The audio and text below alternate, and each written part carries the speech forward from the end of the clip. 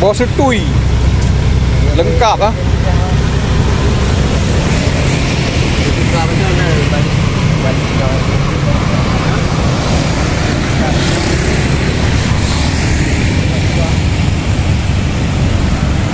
Ya, assalamualaikum warahmatullahi wabarakatuh. Beginilah suasana sore di komplek kampus Universitas Syah Kuala.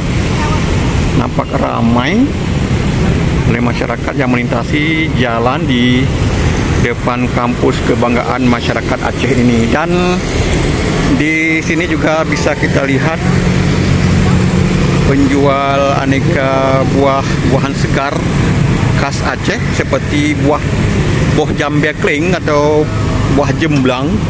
Ini dia. Lagi musim buah jemblang. Ini satu cup ini dijual 10.000, sementara yang ini 5.000 rupiah. Ada juga buah sentul atau buah sutui. Ini dia. Ada juga sawu.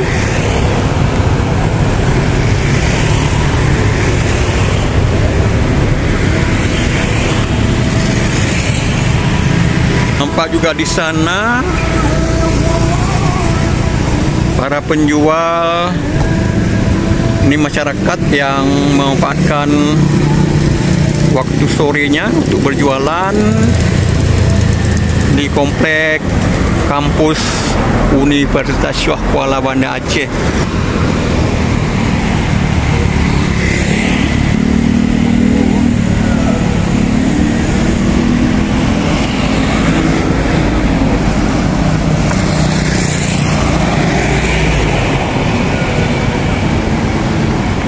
Oke, sekian dulu informasinya dari Darussalam Banda Aceh.